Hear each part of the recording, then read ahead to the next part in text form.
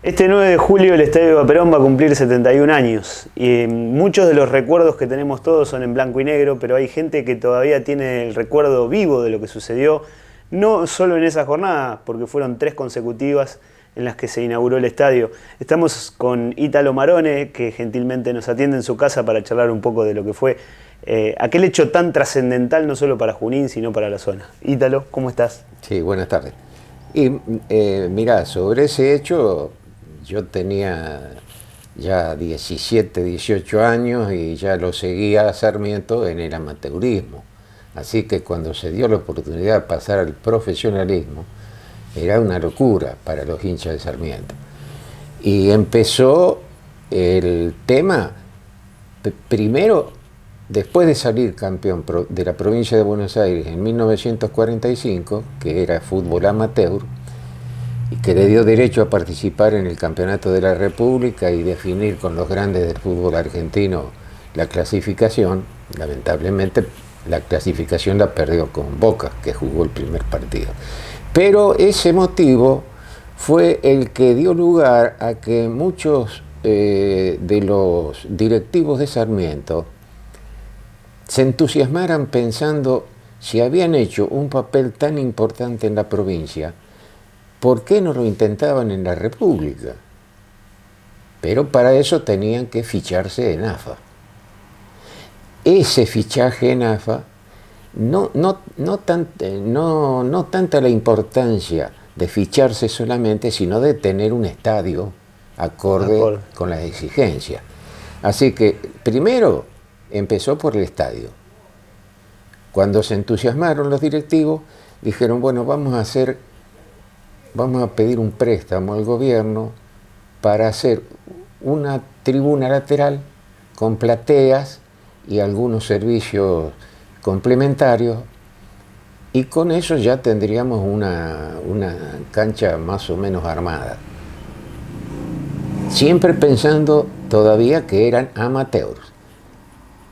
Cuando pidieron el préstamo y llevaron los planos del proyecto al Ministerio de Economía, en el Ministerio de Economía estaba Ramón Cereijo, que era a la vez fue presidente de Racing y fue el que hizo hacer el cilindro de Avellaneda. Exactamente. Entonces, ¿qué pasó? Cuando los muchachos de Sarmiento le llevaron los planos a Cereijo, que era el que tenía que resolver qué plata le daba, le dijo, sí, yo les doy plata para hacer esto. Pero dice, ¿por qué se van a tirar a algo tan chico? Tírense a algo más grande, tírense al estadio. Fue el empujón. Fue el empujón que le dio él. Entonces, enseguida, todavía estaba el doctor Piñeiro, de presidente de Sarmiento, que fue un presidente muy exitoso en el amateurismo, porque en 10 o 12 años que él estuvo en la directiva, 9 campeonatos lo ganó Sarmiento. Entonces era muy querido él como presidente del club. Pero Juan Duarte, que fue el gestor para que Sarmiento consiguiera el dinero e hiciera la cancha, le dijo al amigo, que era Héctor Julio Díaz, porque, bueno, después te voy a seguir contando un detalle. Cuando le dijo a Héctor Julio Díaz que le hiciera de gestor para ampliar el préstamo que habían pedido y hacer el estadio, Juan le dijo, lo tienen que sacar a Piñeiro.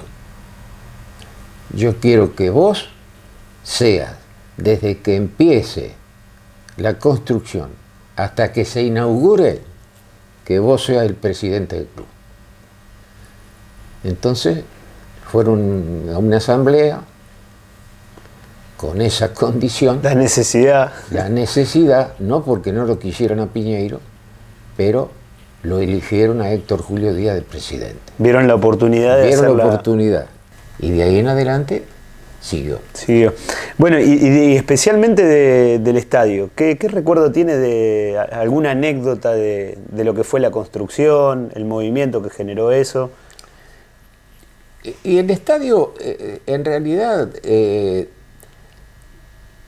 no llamó mucho la atención cuando se consiguió el recurso económico para hacerlo, no llamó mucho la atención que se hiciera enseguida y que se hiciera todo de cemento, porque la empresa contratada para construirlo era la misma que había construido el estadio de Racing. El estadio de Racing era un estadio monumental. Entonces no hubo tanto asombro por el hecho de decir, mirá qué empresa viene, porque ya era conocida. Vino acá, arregló para la construcción y enseguida empezó el obrador. La cancha de Sarmiento estaba en la misma posición que está ahora, pero tenía alambrado y no había tribuna de ningún lado.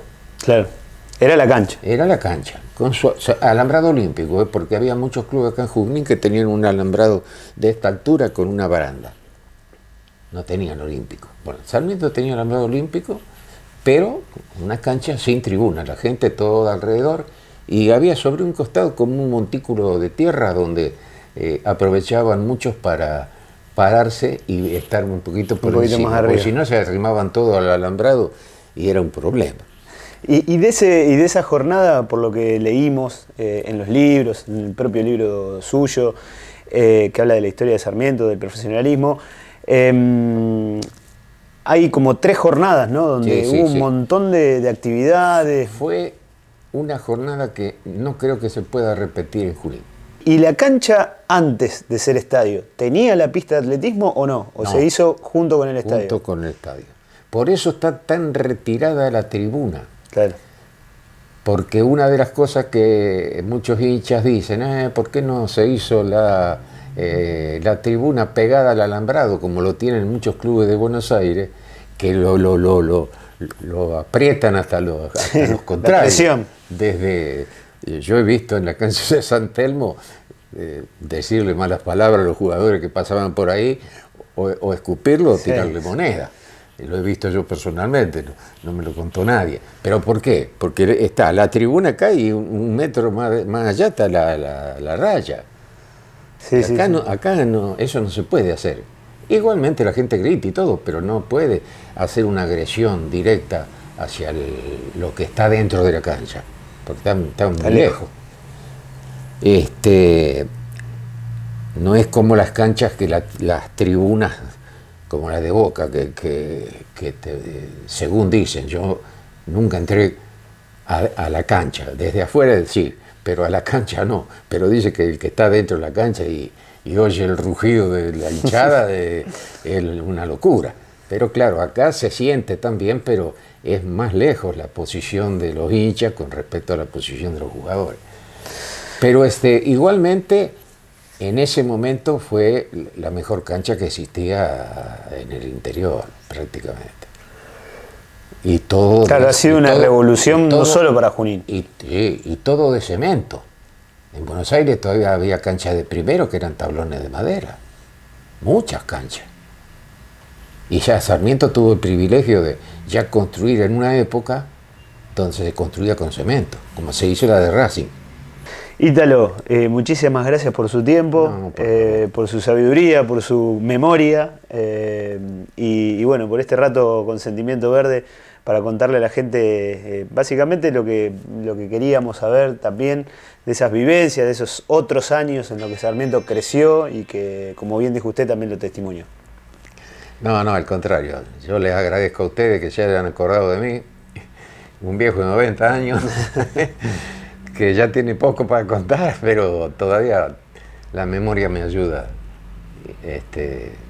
Por eso te decía vos antes de la charla, que si nos ponemos a hablar de Sarmiento en un todo, estamos hasta las 12 de la noche. Hay mucho para hablar, para hablar de jugadores, de campañas, de grandes logros, porque Sarmiento estuvo a punto de llegar a la A en más de una oportunidad, y bueno, pero para hablar de eso, ya te digo, nos quedamos hasta las 12 de la noche y así lo podríamos hacer. Gracias.